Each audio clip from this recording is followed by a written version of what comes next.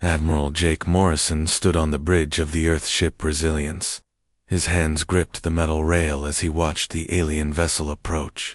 After 300 years in space, humanity was finally meeting someone else. The moment felt bigger than anything in human history. "Sir, they're sending a message," said Communications Officer Pete Collins. His voice shook with excitement. "Put it through," Jake ordered. The main screen flickered. A tall, blue-skinned creature appeared. It had 4 arms and large dark eyes that seemed kind. When it spoke, the universal translator made its words sound smooth and friendly. "Greetings, humans of Earth. I am Council Speaker Zephron of the Galactic Council. We have watched your species for some time. You have impressed us with your growth and determination." Jake stepped forward. "This is Admiral Morrison of the Earth Defense Force. We're honored to meet you." Zephron's face showed what might have been a smile. "The honor is ours. Your species shows great promise. We would like to invite Earth to join our galactic community." Behind Jake, Chief Diplomat Linda Hayes moved closer. She had spent years preparing for this moment. "What would that mean for humanity?" she asked. "Peace, knowledge, and protection," Zephron replied. "The galaxy can be dangerous for young species. We have guided many civilizations to prosperity. We offer the same to Earth." Dr. Kevin Clark, the mission's lead scientist, watched everything with careful eyes. Something felt strange, but he couldn't say what. The aliens seemed too perfect, too ready with answers. "We would be grateful for your guidance," Linda said. "What do you ask in return?" "Simple cooperation," Zephron explained. "Join our council. Follow our laws. Accept our wisdom. In time, we will share our greatest technologies with you." Jake noticed the alien said "in time."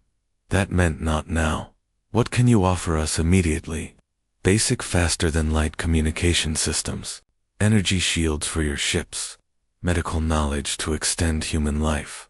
Zephron gestured with one of his 4 hands. "These gifts will help Earth grow strong." The meeting continued for hours. The aliens explained how the Galactic Council worked. 12 species had joined together thousands of years ago. They kept peace across the galaxy. They helped younger races avoid the mistakes that led to war and destruction. "Your species has great potential," Zephron said, "but also great danger. Humans are ... aggressive. You fight each other often." "This concerns the Council." Linda's jaw tightened. "We've had our conflicts, yes, but we've also built amazing things when we work together." "Indeed. This is why we offer trials." Zephron's tone became more serious. 3 tests to prove humanity. Can join Galactic Society. Pass these, and you will receive full membership." Jake didn't like the word trials. It sounded like Earth was being judged. "What kind of tests?" "First, you must show you can maintain peace. No wars between human nations for 1 full year. Second, you must prove your scientific wisdom by safely implementing our gifts. Third, you must demonstrate cooperation by accepting Council observers on Earth." Dr. Clark felt his unease grow stronger. The aliens wanted to watch Earth closely. They wanted humans to stop all fighting. They wanted to give Earth technology that humans had to prove they could handle safely. "These seem reasonable," Linda said, though Jake could hear doubt in her voice. "Excellent," Zephron replied. "We will begin immediately. Council ships will arrive at Earth within 1 month to begin the process." The transmission ended. The bridge fell silent. Everyone looked at Jake. "Sir?" Pete asked. "What do we tell Earth?" Jake was quiet for a long moment. "We tell them we made contact. We tell them about the offer, but we also tell them to be ready for anything." Back on Earth, the news exploded across every screen and radio. Humanity was not alone. Aliens had invited Earth to join a galactic government. The technology they offered could solve energy problems, cure diseases, and open the stars to human exploration. But in a small office in Earth's intelligence headquarters, Commander Alex Turner read the contact reports with growing worry. He had spent his career studying human enemies. Now he used those same skills to study these new aliens. The timing bothered him. Why now? Humans had been in space for centuries, but the aliens appeared just as Earth was developing better weapons and faster ships. The Council claimed they watched Earth for a long time, but they made contact exactly when humanity was becoming dangerous. Two others. Alex pulled up files on human history. When powerful nations wanted to control smaller ones, they often used the same methods: offer protection and gifts. Demand the smaller nation follow certain rules. Place observers to watch everything. Then, when the smaller nation was dependent and weak, take complete control.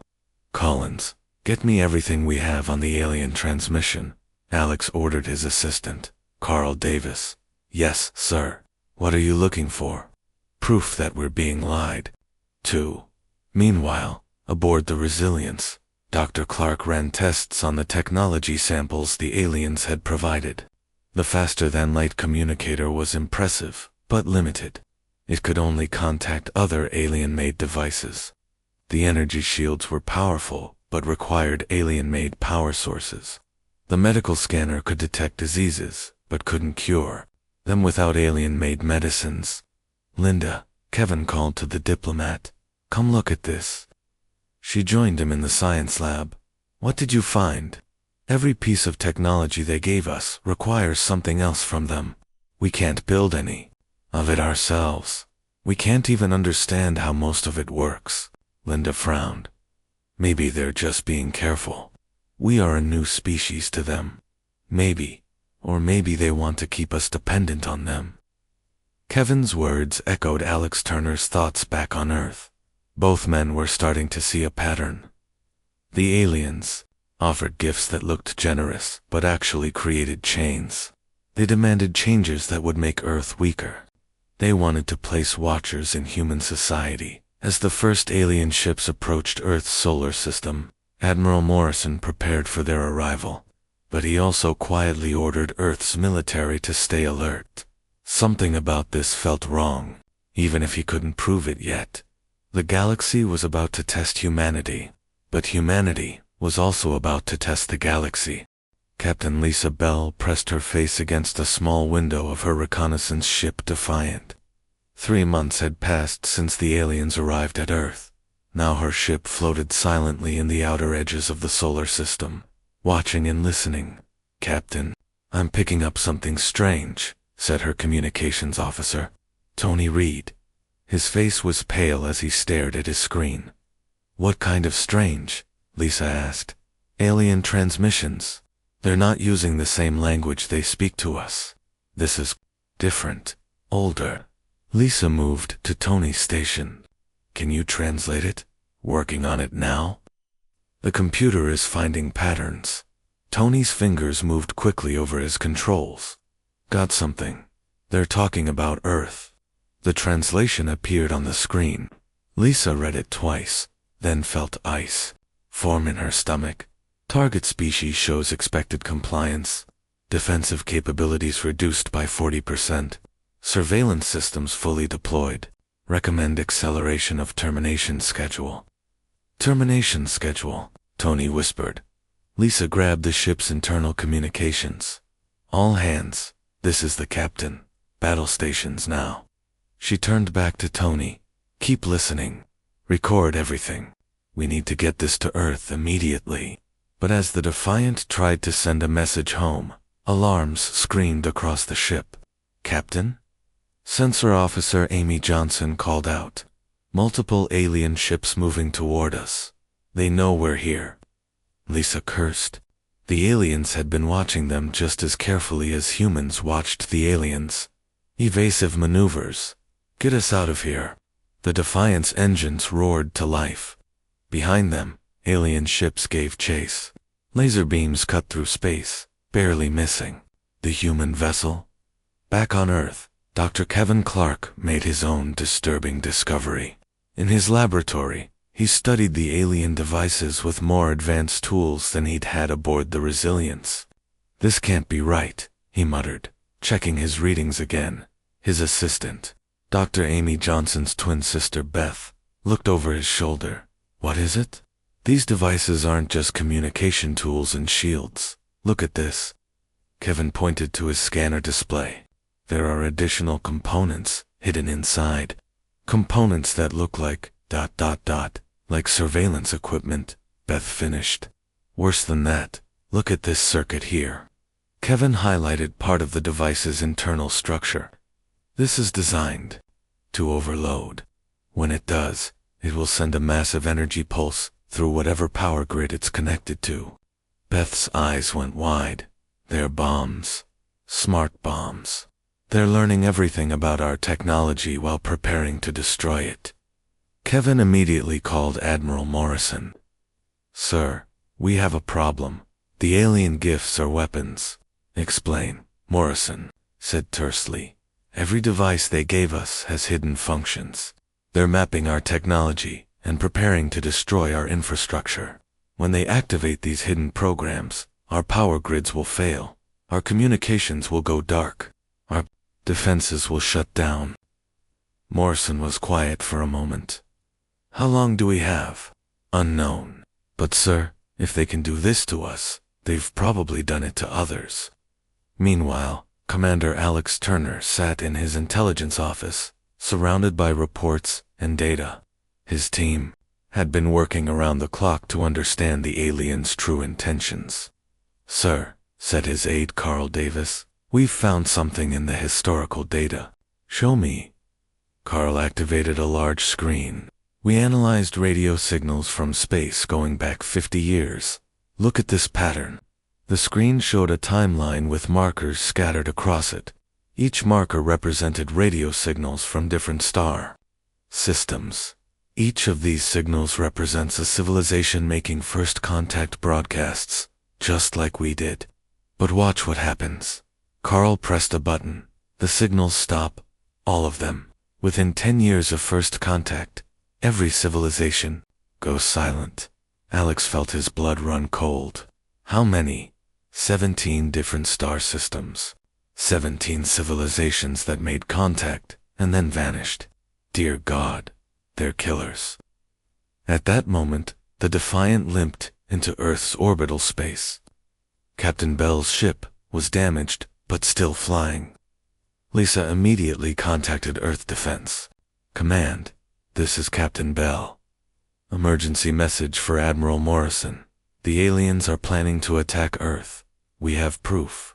Within an hour, Earth's top leaders gathered in the secure war room beneath Geneva. Admiral Morrison, President Helen Carter, General Paul Martinez, and Intelligence Chief Alex Turner sat around a table, while Lisa Bell's evidence played on the screens around them.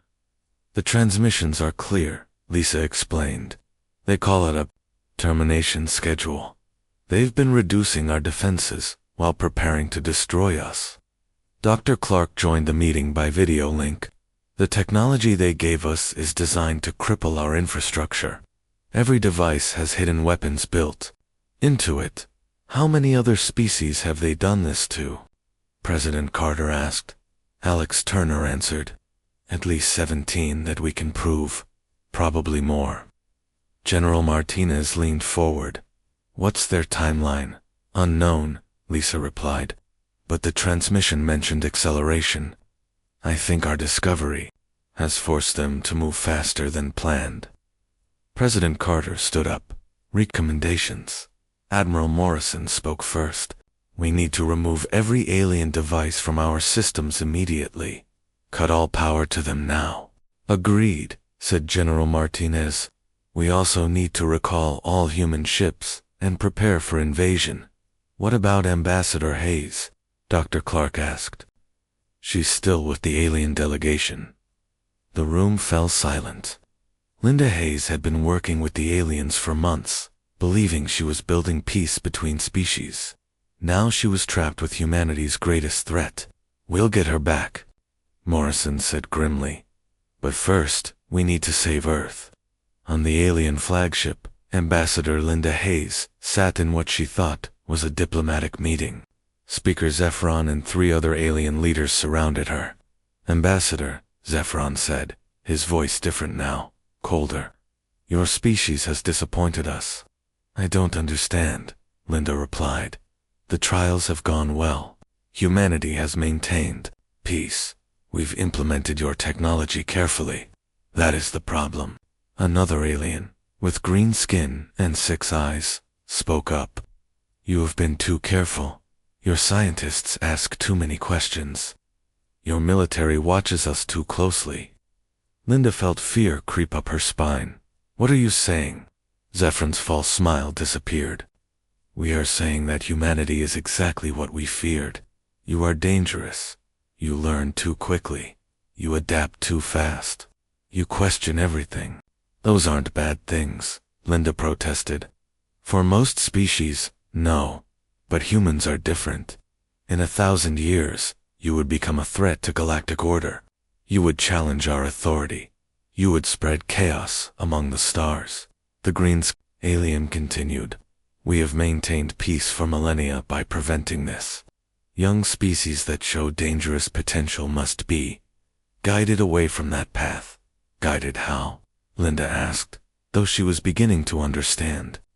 "Extinction," Zephron said simply. "It is regrettable, but necessary. The needs of 12 species outweigh the needs of 1. Linda stood up quickly. "You're talking about genocide. We prefer to call it galactic gardening. Sometimes plants must be removed so others can grow." "How many?" Linda's voice was barely a whisper. "How many species have you murdered?" "Enough to maintain peace," Zephron replied. "Your species will be remembered as another civilization that reached too far too fast."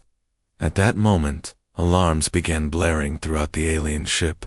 Zephron touched a device on his arm and spoke in his native language. When he finished, he looked at Linda with something like regret. "It seems your people discovered our surveillance equipment sooner than expected. We will have to accelerate our timeline." He gestured to 2 guards. "Take the ambassador to holding. She may be useful as leverage." As the guards grabbed her arms, Linda felt a mix of terror and rage. Humanity had reached out in friendship, and the galaxy had responded with a death sentence. But she also felt something else. Pride. Her species had figured out the truth. They had seen through the lies. And knowing humans as she did, Linda was certain of one thing. Earth would not go quietly into extinction. The galaxy was about to learn what humans did when someone tried to kill them all. President Helen Carter stood before the emergency session of the World Assembly. Every nation's leader watched her through secure video links. The room was dead silent.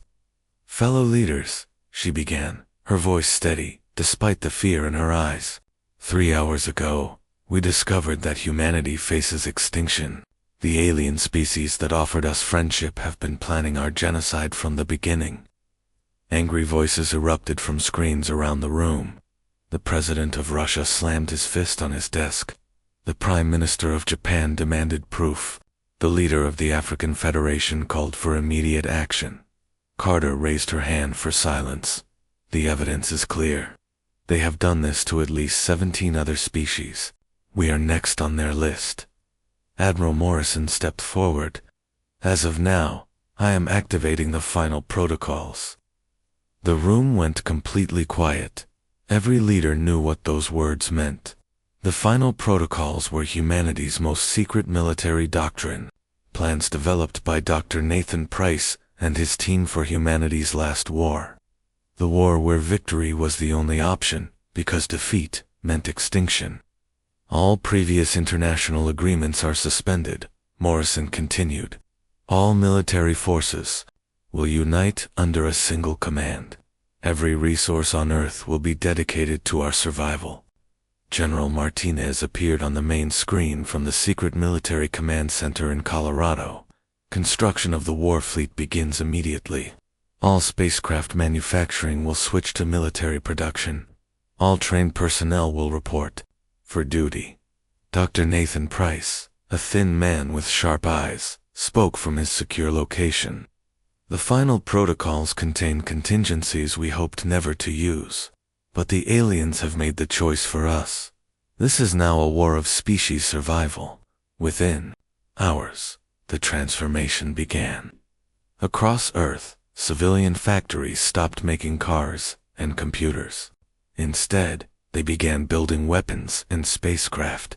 Scientists abandoned their research projects to work on military technology. Every major shipyard started constructing warships. Colonel Ryan Brooks stood in the largest construction facility on Earth, watching workers build humanity's first true warship. The vessel was massive, bristling with weapons and armor. Its name was painted on the side in bold letters, Vengeance.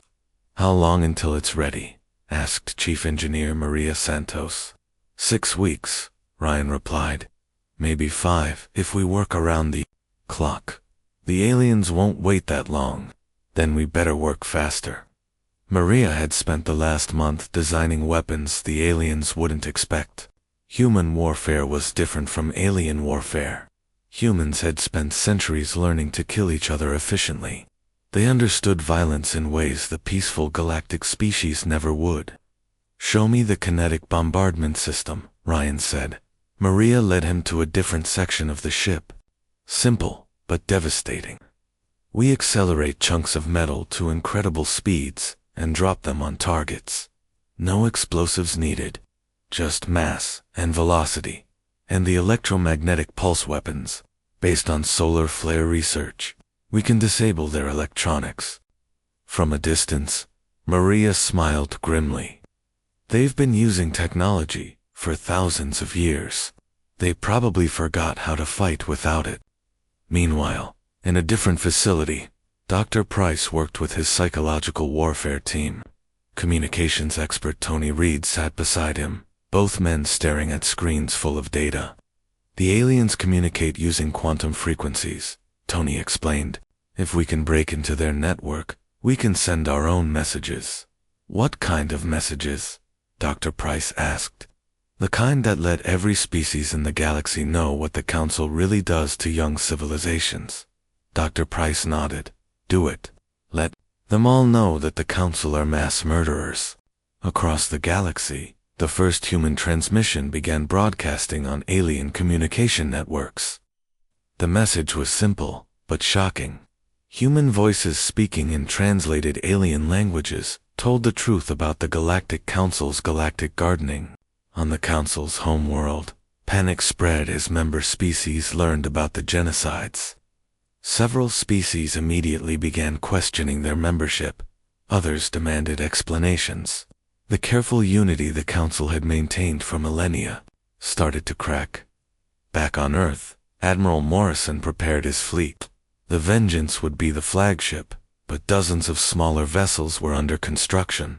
Each ship carried weapons, designed specifically to fight aliens who had never faced real warfare. Captain Lisa Bell commanded the upgraded Defiant, now equipped with stealth technology and long-range weapons. Her mission was simple: rescue Ambassador Linda Hayes and strike the first blow against the Council. "Sir," Bell said to Morrison during their final briefing, "what if we can't get Hayes back alive?" Morrison's face was stone. "Then we make sure her death is expensive for them." Dr. Kevin Clark worked frantically in his laboratory. The alien surveillance devices had been removed from Earth's systems, but he was turning them into weapons. If the aliens wanted to spy on humanity, they would learn exactly how dangerous humans could be. "The biological weapons are ready," he reported to General Martinez. "Each one targets a specific alien species' physiology. If they want to garden the galaxy, they'll discover that humans can garden too." His assistant Beth looked uncomfortable. "Kevin, we're talking about genocide ourselves now." "No," Kevin replied firmly. "We're talking about survival. They started this war. We're going to finish it." The transformation of human society was complete within a month. Every factory, every laboratory, every trained person worked toward one goal: making the aliens pay for threatening Earth. Children learned about the alien threat in school. Scientists shared research instantly across all borders. Engineers worked 20-hour days building weapons. Farmers increased production to feed the growing military. For the first time in centuries, humanity was truly united. Not by peace, but by the shared understanding that extinction was the alternative. Commander Alex Turner's intelligence network spread across the solar system. His agents watched every alien movement and listened to every transmission. The enemy was preparing for an easy victory against a primitive species. They were about to discover their mistake. Sir, Carl Davis reported to Turner, alien fleet movement detected. 12 ships heading for Earth. Estimated arrival, 6 days. Turner smiled coldly. Perfect. Just enough time. In her cell aboard the alien flagship, Linda Hayes heard the guards talking. They were excited about the upcoming cleansing of Earth. They discussed how quickly human civilization would collapse once their technology was disabled. Linda listened to every word and remembered every detail. When she escaped she would make sure her people knew exactly how to hurt these monsters. On the 6th day, alien ships entered Earth's solar system. Speaker Zephron stood on his flagship's bridge, confident in easy victory. Humanity had shown no signs of military preparation. Their technology was primitive. Their society was divided. Begin the activation sequence, he ordered. Disable their infrastructure first. Then we can eliminate them at our leisure. But when the aliens tried to activate their hidden devices, nothing happened. The humans had removed every alien gift from their systems. Sir, an alien technician reported, the surveillance devices are offline. All of them. Zephron frowned. How is that possible? Before anyone could answer, alarms began screaming across the alien fleet. On the view screen, a massive human ship appeared from behind Earth's moon. The Vengeance, followed by 20 smaller vessels, headed straight for the alien formation. Admiral Morrison's voice crackled across space on every frequency. This is Admiral Jake Morrison of the Earth Defense Force.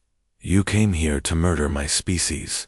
Instead, you're going to learn why humans have spent their entire history learning to kill. The first human weapons fired.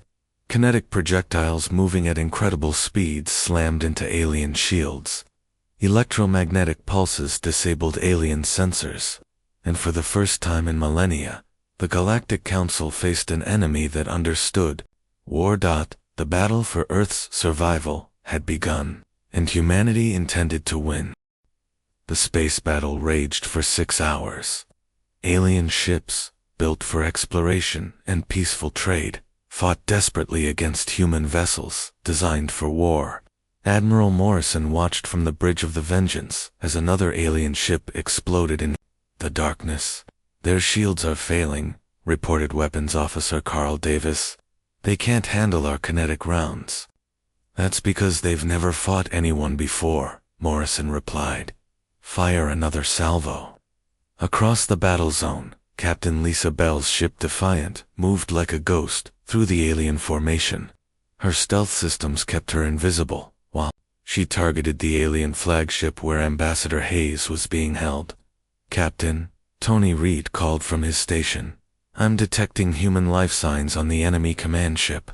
Section 7, Deck 12. That's Linda, Bell said grimly. Take us in. The Defiant's weapons carved through the alien ship's hull. Bell and her boarding team rushed through the breach, moving quickly through corridors filled with confused aliens who had never seen real combat. This way, shouted Sergeant Amy Johnson, following the life sign readings. They found Hayes locked in a small cell, bruised, but alive. Lisa, Hayes called out when she saw them. Thank God. How bad is it? We're winning, Bell replied, as she cut the cell door open. Turns out, the peaceful galaxy has forgotten how to fight. Good, Hayes said, her diplomat's voice replaced by cold anger. Because I have information that will help us win this war, permanently. Back in the main battle, the alien fleet was crumbling. Ships that had ruled space lanes for centuries were being destroyed by humans, who had learned warfare through necessity. Speaker Zephron stood on his burning bridge, staring in disbelief at the tactical display. How are they doing this? Their technology is primitive. His aide, a four-armed alien named Kelter, checked his readings. Sir, they're not relying on advanced technology. They're using basic physics as weapons. Mass and velocity. Electromagnetic disruption. Simple, but effective. Impossible.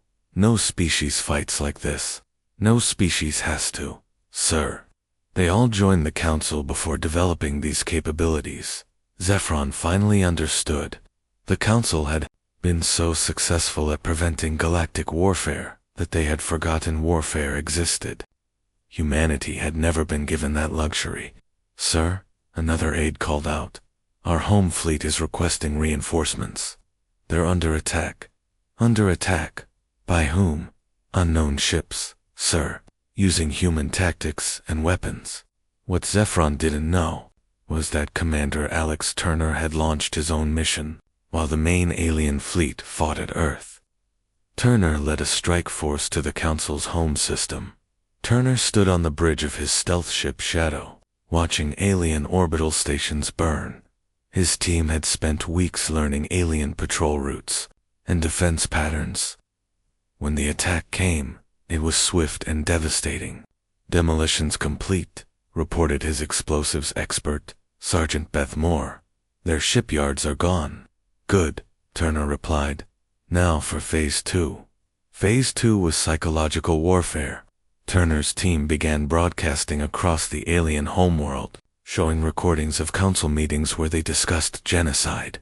The alien population, who believed their government was peaceful and benevolent, learned the truth about their leaders. Riots broke out in major alien cities. Several council member species withdrew their support immediately. The unity that had held the galactic government together for millennia shattered in a single day. Meanwhile, Dr. Kevin Clark's biological weapons arrived at their targets.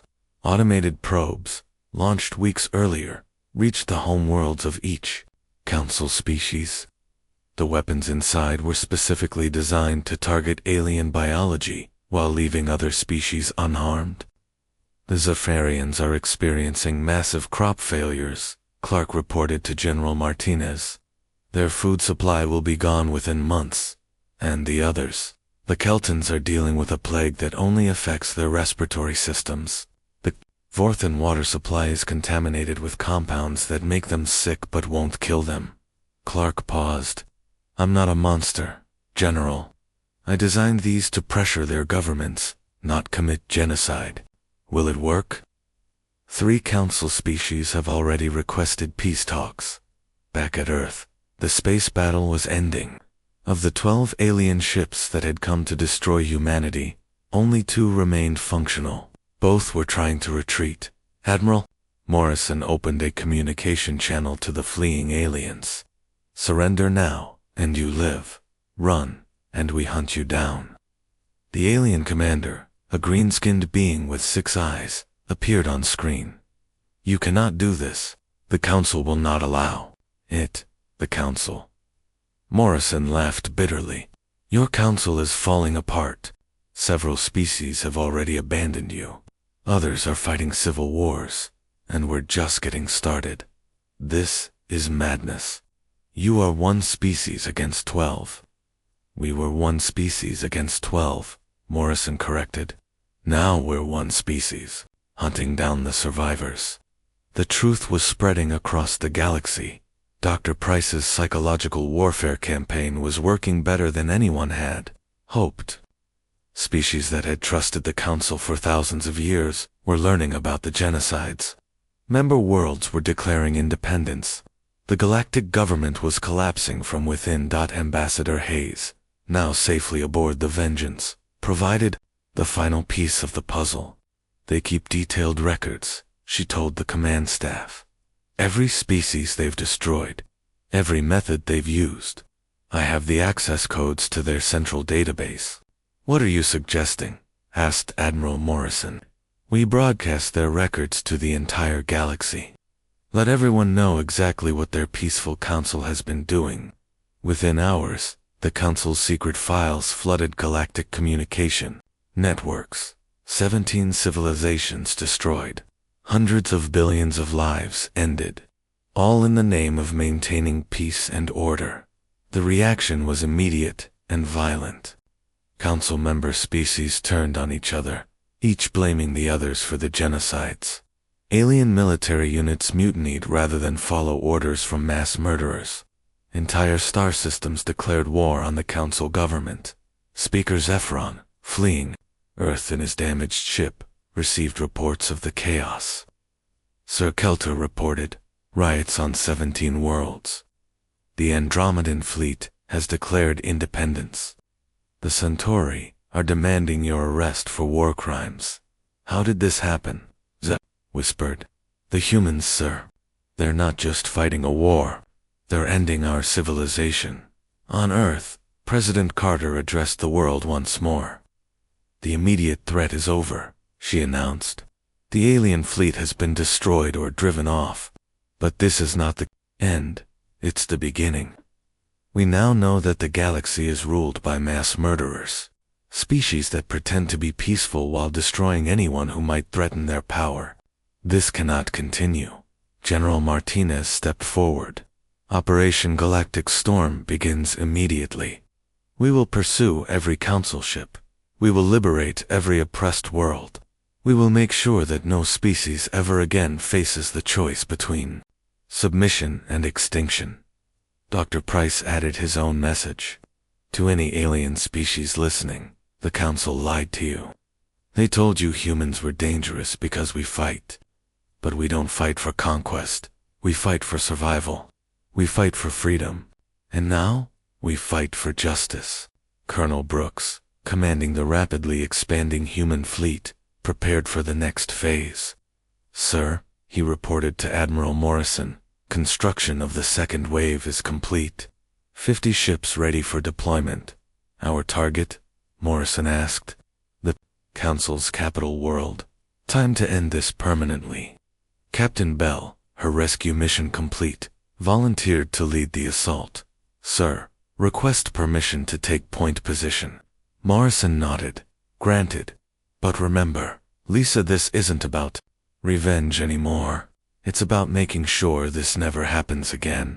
Across human space, the greatest military mobilization in history continued. Ships, weapons, and soldiers poured out of Earth's system like an unstoppable tide.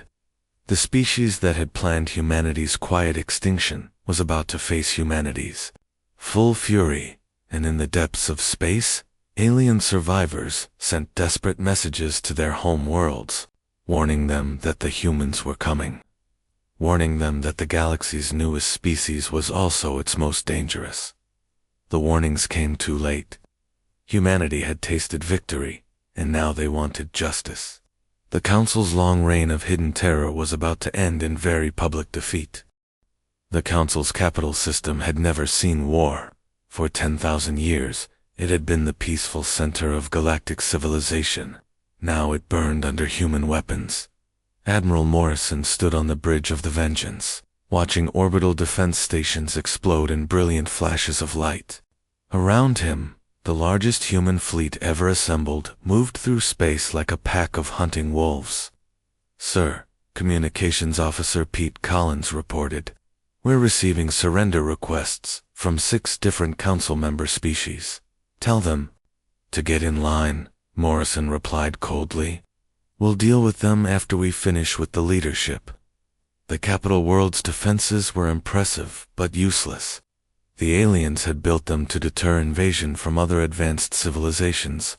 They had never imagined facing an enemy that used brute force and tactical innovation instead of elegant technology.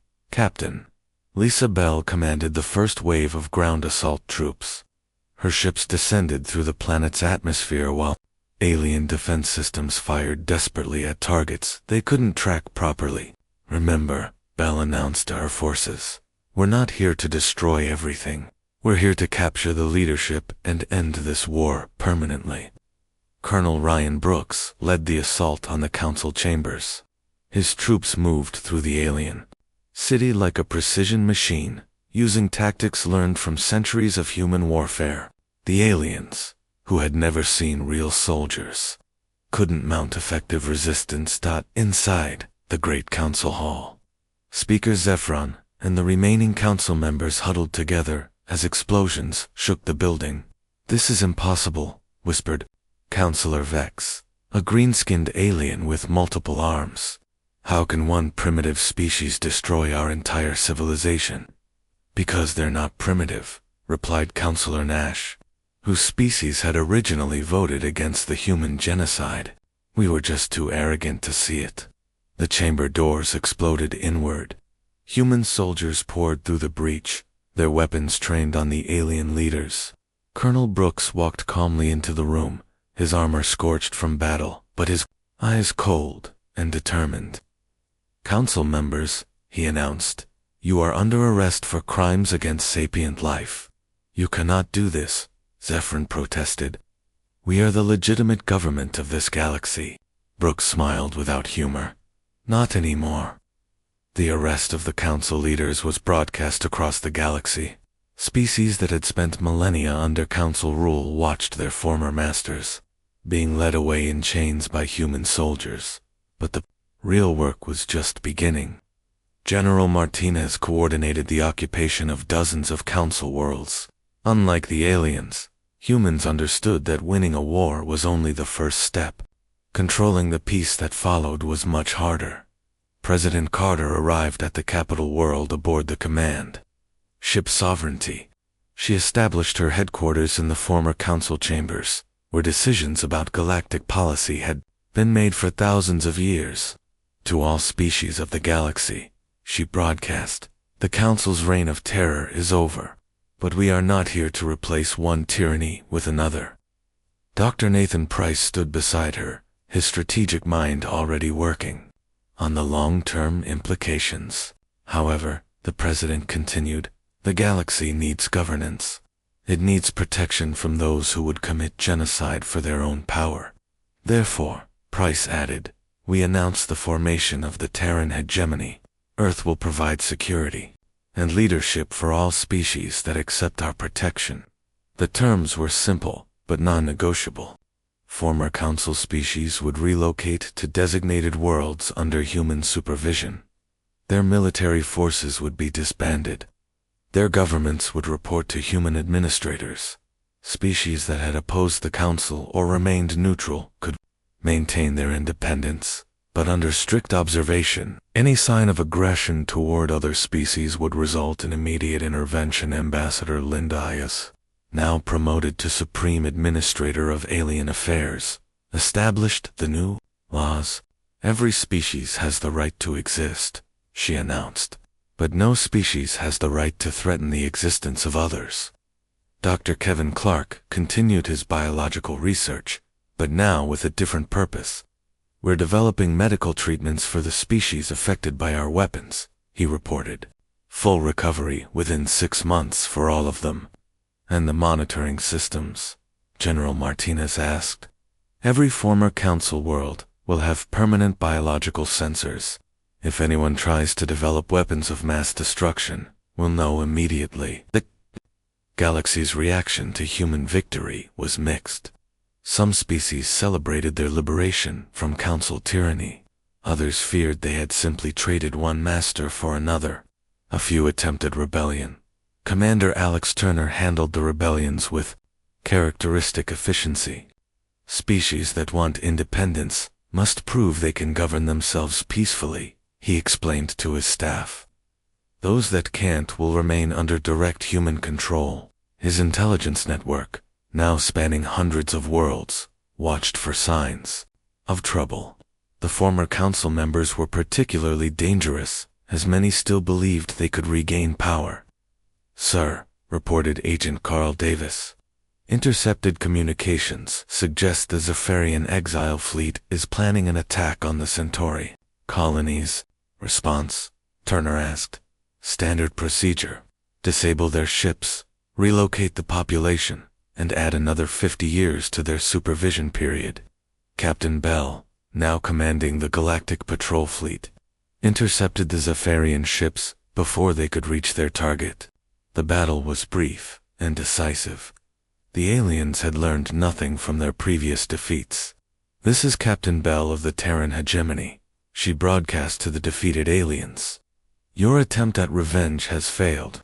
Your species will now be relocated to a monitoring station for extended supervision." The message echoed across the galaxy. Resistance was futile. Humans did not forgive, and they did not forget. Years passed. The galaxy settled into its new reality. Human colonies spread across former Council space, ensuring that Earth could never again be threatened with extinction. Children on 100 worlds learned human history alongside their own. They studied the lesson of the Council War, that peace, through strength, was the only lasting peace. In classrooms across the galaxy, teachers explained why humans ruled. They were not the strongest species, the lessons said. They were not the smartest or the most advanced. But when someone tried to kill them all, they refused to die quietly. Admiral Morrison, now in his 70s, stood on the observation deck of the space station orbiting the former Council capital. The planet below was peaceful, its alien population living comfortably under human protection. "Any regrets, sir?" asked his aide, a young human officer named Kate Johnson. Morrison thought for a moment. "We didn't start this war," he said finally. "We just finished it." Dr. Price, reviewing strategic reports in his office, smiled as he read the latest intelligence summaries. No species had attempted rebellion in 3 years. Galactic crime rates were at historic lows. Trade flourished under human protection. "The final protocols worked," he told his assistant. "We saved our species and created lasting peace." President Carter, now in her second term as Galactic President, addressed the annual assembly of species representatives, aliens from across. The galaxy listened respectfully as she spoke. 10 years ago, the Council tried to commit genocide against humanity. They failed because they underestimated what humans do when faced with extinction. "We don't surrender. We don't negotiate. We fight until we win." She paused, looking out at the diverse gathering of aliens who now lived under human rule. Today, the galaxy is more peaceful than it has been in thousands of years. Not because we eliminated conflict, but because we eliminated those who profited from it. The Terran hegemony will continue to grow. Human colonies will spread to every habitable world. Our fleets will patrol every space lane, and any species that threatens the peace will learn what the Council learned. That humans are not the galaxy's most advanced species. We are not the oldest or the wisest. But we are the most determined. And in a galaxy where extinction is the alternative to victory, determination is the only thing that matters. The assembly ended with delegates returning to their homeworlds, carrying the message to their people. The galaxy had a new order now. One built not on hidden genocide, but on open strength. In human schools on Earth, children learned about the Council War as ancient history. But their teachers made sure they understood the most important lesson. "The galaxy is still a dangerous place," they said. "There may be other threats out there. Other species that see humanity as a problem too. Be solved, but we will be ready for them. Because we are human, and humans do not go quietly into extinction." The end.